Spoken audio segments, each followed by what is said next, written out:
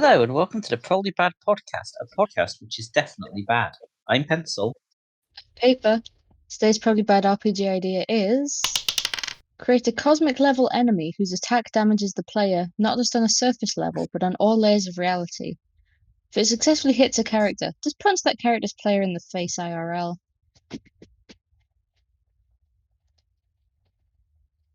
This could go wrong so quickly, and I love it. Because I'm the one who chose this idea, and obviously I'm not proposing just beating the shit out of your players. Oh no, Not that's least, only for physical attacks. yeah. But I do like the idea of it in some way damages the player IRL. I can't think of a way to do this which isn't just an excuse to assault your player in some manner, or isn't just luck. But Well, the thing is, there are ways to harm people that aren't punching them.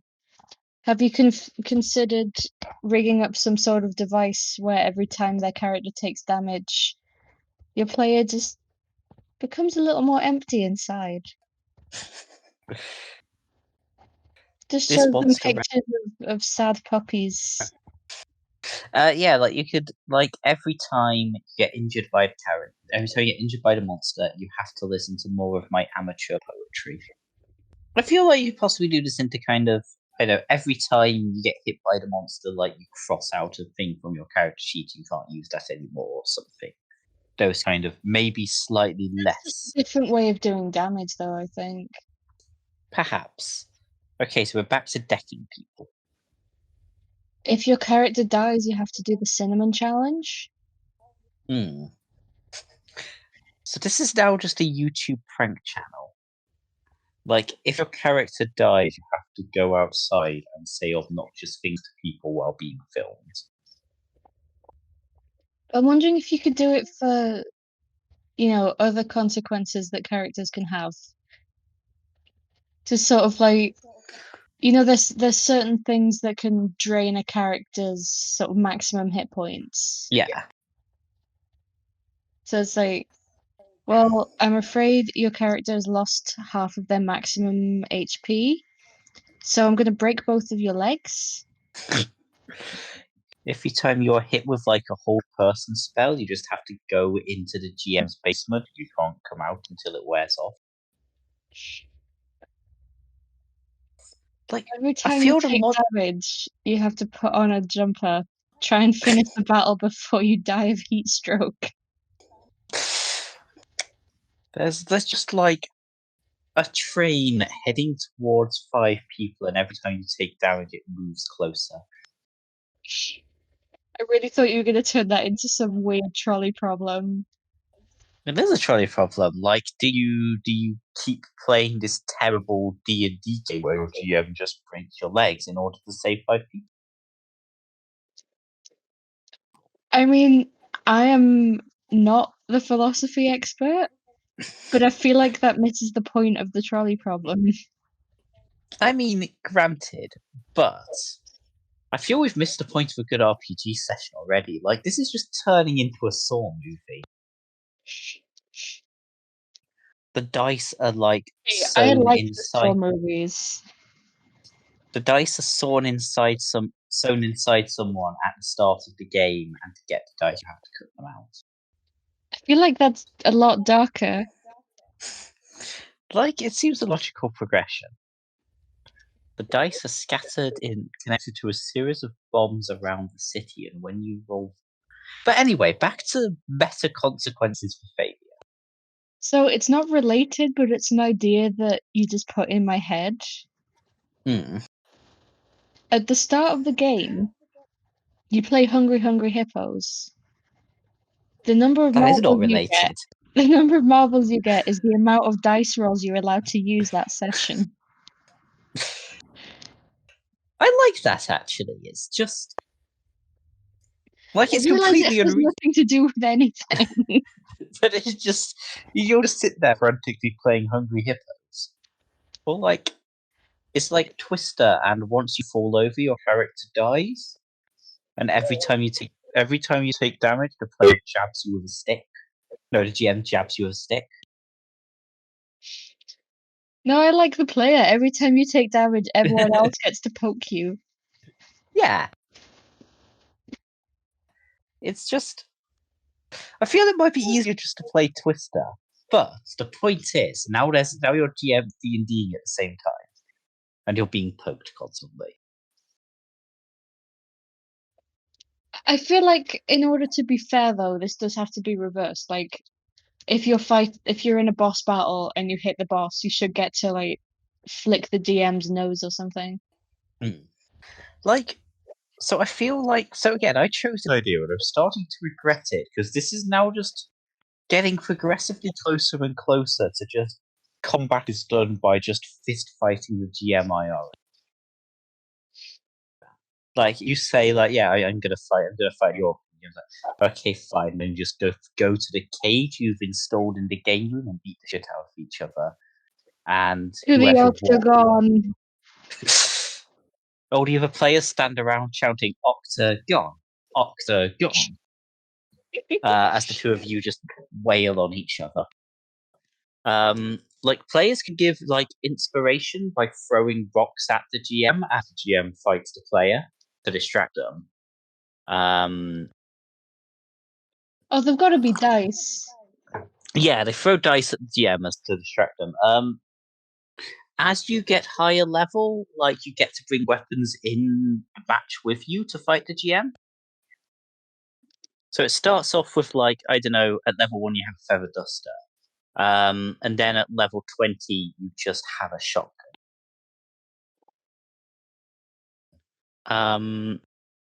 I'm really And curious. What do you have at level 10? What is the exact midpoint between a feather duster and a shotgun? a shotgun that fires feather dusters.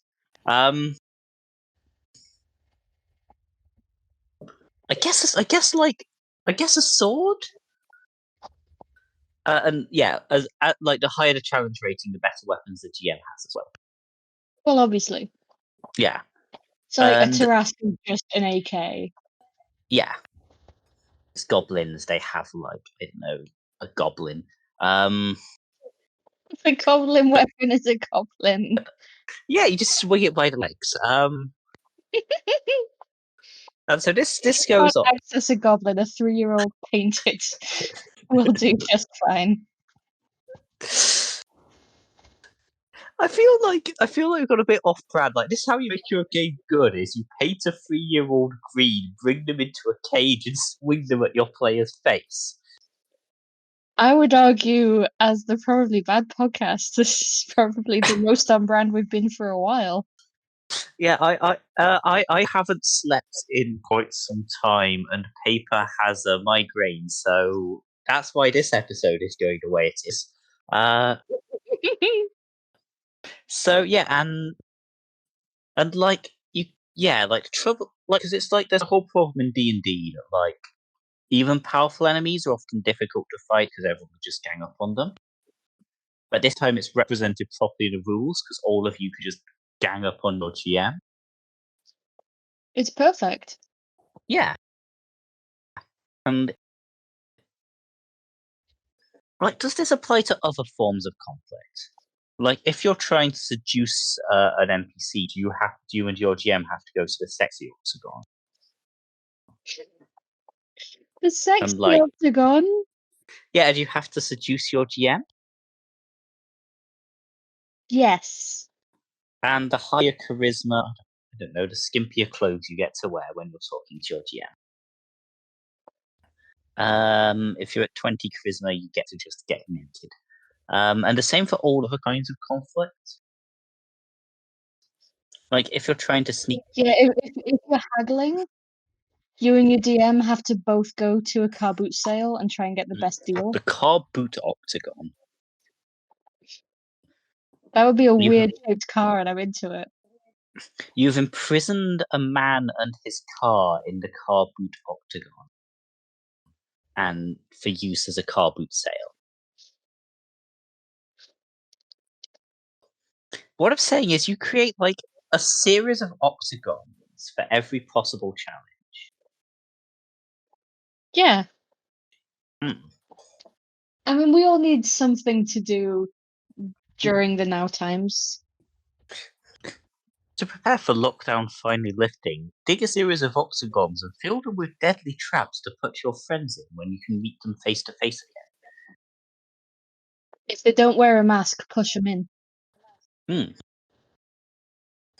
Yeah, if you don't wear a mask, your character takes a bunch of damage, and this is represented by the other players, like pinning you down, putting a mask on your face, and also kicking you. Wear a mask, guys. Speaking of communal efforts, we have a sponsor for the first time ever, and it's a Kickstarter project. Um, the deck of rumors by Unlimited Realms, which is 5 decks of cards of sort of various events that could be happening or gossip and things like that to sort of Yeah, serve as jumping off points for plot in your games. yeah. It's sort of in a conceit of posters or messages you could find around town saying things like, I need help teaching my child algebra, or more exciting ones than that. But that's just all that sprang to mind. Yeah, they kind of run the gamut from a jam shop is opening to oh god, we're all going to die of plague. Yeah, it is a very good spectrum of like tone and scale. And the cards are really well made as well. Like the graphics quality is beautiful. Mm. So if that is something that appeals to you, follow the link in the episode description. And there should be an and there, but that's it. Follow the link Yeah. and look at the cards and give them money for the good Mm. cards. You want to join us in like the conversation about cards Octagon? I don't know where that sentence went. Shall, I'm so shall we tired. just move on to questions? Questions.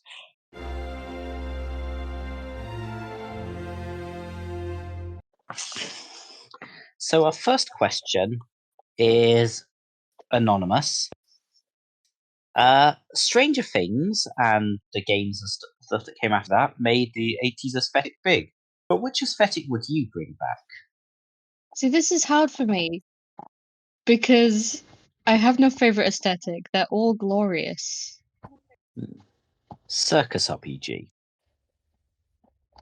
Is that All the bringing back classic. an aesthetic? Yeah, circus used to be a thing. Like, I mean, only in the sense that a lot of things technically used to be a thing right now. Like, circuses aren't extinct. oh yeah, we can bring back the aesthetic of actually getting to interact with people. That's the one I would bring back. But like, what I would actually like to see a game, and this is like the sort of because you don't see a lot of like Bronze Agey style games. It's usually like more recent or medieval, Mhm. or maybe like, but like sort of early city state kind of games. I feel that would be an interesting like setting for an RPG. Presumably, the big bad is Inasia. Yes, you need to like finally stop him stealing all the copper. No, scamming people into buying copper. Maybe that's part of the And scam. Maybe he steals it and then sells it on. mm, You don't know his life. that is true. He has been dead for many thousands of years. I do not know his life. But yeah, but yeah, like that kind of like early technology, like everything sort of changing between agriculture, hunter gathering and agriculture sort of thing. I feel there would definitely be some interesting stories there. Can I be an awful pedant and say high medieval slash early modern, but actually, instead of how it tends to be in fantasy, like, the I aesthetic, want ridiculously brightly colored clothes. I want men in high heels. I want jewelry everywhere. I want just stupid amounts of hair. the aesthetic I want to bring back is actual respect for how history was. Yeah, I think. Failing that, Yeah, high fantasy flappers would be very fun. they would be. Yeah, high fantasy 20s. Problem is, like, a lot of the media I consume has the aesthetics I like. I don't know what aesthetics are neglected right now.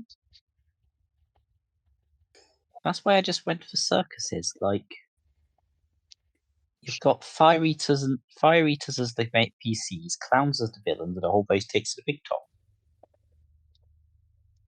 It's certainly an idea.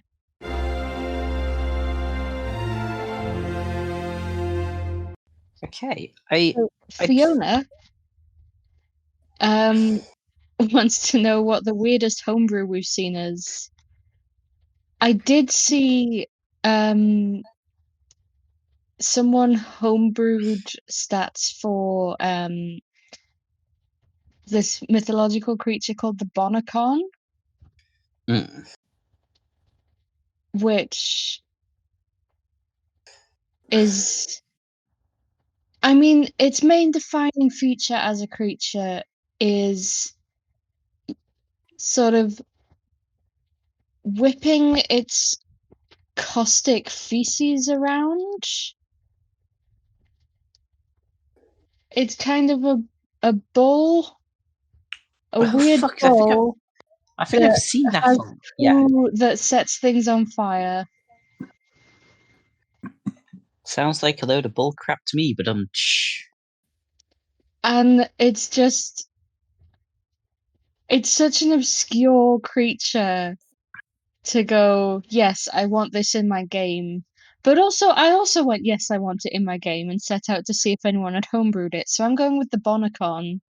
yeah, I feel like it's an enemy that could surprise players in that they think it's a cow and then it shits fire on them. Like the weirdest, like the strangest homebrew I've seen. Um, it was a reality warping class who can reshape reality. At level 1, what you can specifically do is reshape the world from a world where the enemy in front of you doesn't have a sword wound to a world where the enemy in front of you does have a sword wound. And you can do that at touch range by making an attack roll. And then it's essentially to see how long it takes you to realize it's just a fighter that's ridiculously overfluffed. And it's just, aha, now you can make it so that 2 enemies in front of you spontaneously have sword wounds. That is so wild. I'm in love with it. I'm gonna try and find the actual link because it was very good. It's just reality reshaped so injuries on you are like are like altered to be more less severe because you now have more armor. Um, and it's just every single fighter. I'm gonna see if I can find it, but yeah, it's every single fighter feature, but it's all fluffed as you reshaping reality itself. That is beautiful.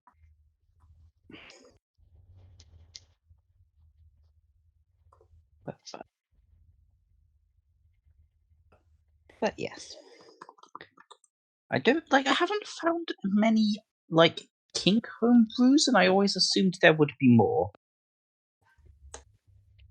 I can't say I've ever gone looking for them. Like, Like, obviously, I've no. read the book of erotic fantasy I mean, who hasn't? and incorporated some of it into my 5e stuff. All I remember of it is that it has the thing that makes you ejaculate spiders. I mean, that is a Is that pretty weird homebrew just on its own. yeah? Like is it homebrew if it's in a like official like thingamajig? That's fair. Although some people have probably taken it and made it into a homebrew for 5e because that's for a Hmm. different edition. So I feel like it gets honorary mention, Yeah. honorable mention even. But yeah, like I look at homebrew, and yeah, there's surprisingly little stuff that makes you think that's just someone's kink. Maybe the kinks are just too obscure for you to realize that they're kinks. Yeah, maybe all of this is someone's kink, Maybe and like, Octagon is someone's persona. sort of like so everyone else, oh yeah, I'm a cool wolf or like a sexy cat. I'm a cow that shits everywhere and burns the building down. I guess it's important to represent who you are. I do just want to clarify because we probably do have some furry listeners. I do not believe Yeah, that furry is entirely a kink thing. It was just a thought that appeared in my brain. yeah, like yeah, people are excessively mean to furries, and Yeah, furries should be allowed to wear fursuits. we're just having a That's good the time. that's the moral of this episode, in case you were wondering. Furries should be allowed to wear fursuits and beat up your GM.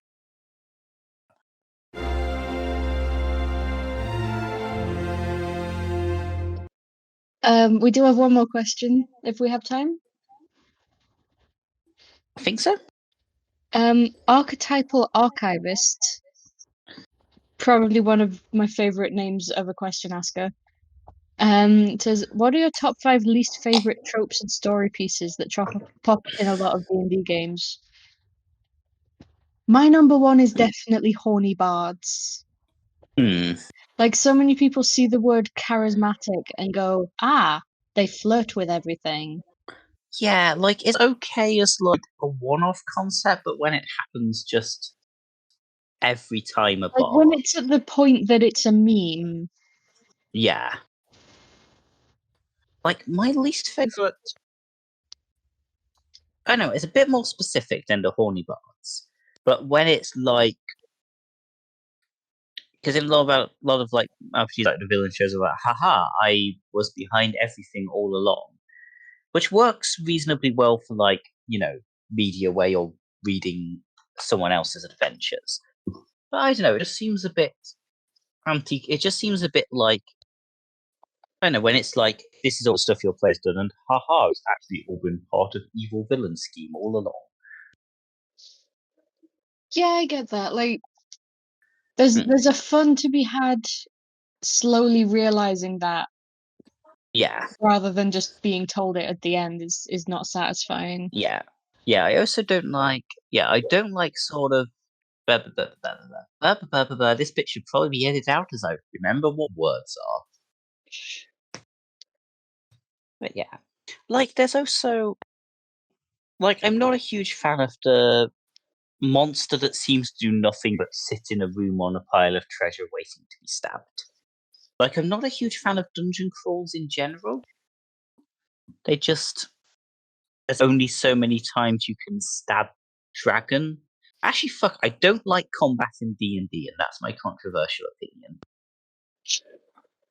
I get what you mean That about dungeons though. Like, so many of them, they don't really like, why would someone build this? yeah, they don't seem like real places. Like there's no, they're It not like feels it feels like the Dungeons and Dragons movie when they're like, okay, you want the treasure, we're gonna push you into here now. yeah, because there's no indication it's like a place that's inhabited or a place of an ecosystem. Even just like because I'm not expecting sit down like, hey, make me a food web, but like just what does the manticore eat? Because it's just there in a stone room. And also, like, yeah, what was this space? Mm.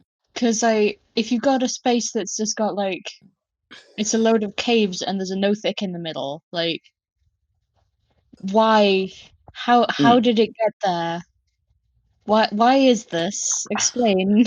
I want a campaign that's just you all play a bunch of monsters who are trying to escape this underground maze you inexplicably live in. That would be fun. So there you go. That's my reasoning for why I hate half the premise of Dungeons and Dragons. Join us next time for me ranting about why dragons suck. Um, So that's three. For number four, can we go with I have no connections. I'm a a loner who wanders the land. Yeah, Like, number one, that's just going to become a murder hobo yeah.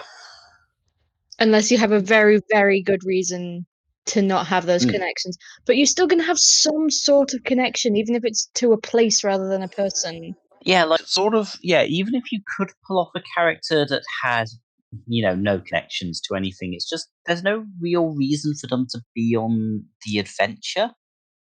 Well, yeah, because if you actually had felt no connection to anything or anywhere or anyone, apart from the fact your character clearly has quite severe depression, what Mm. reason would you have for going on an adventure?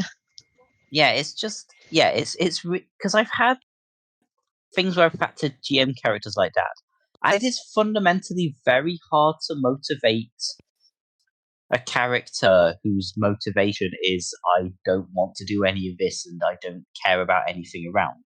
Because it's not a motivation, it's an anti-motivation. Yeah, like their motivation is that they don't have any motivations.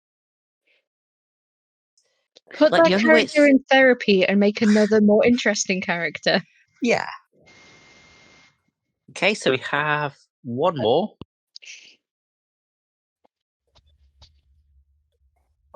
Um, yeah, I probably shouldn't just say the entire combat system. Partly because it's not a trope. I get what you mean, like, there are definite issues with but I mean, there's issues with any combat system is the thing, I think, because there's no way you can have it actually be realistic while also being codified. Yeah, which is why I feel the all RPGs should be pacifistic. As a bold stance. Combat should not be in RPG. Like, I don't know. I feel like RPG combat needs to be a lot more abstract. But that isn't the question we're asking. So, what? I'm You know actually what? struggling to think of a fifth one. Actually, the fifth one I don't like is like kind of the fact that all elves and dwarves and so forth are essentially identical. Like, I don't like with a lot of fantasy worlds where it's like, here's the dwarves, and you already know everything about dwarves. Like, I also don't like this. Like, I don't like that kind of how out of the box a lot of fantasy settings are, Mm. and how interchangeable a lot of them are.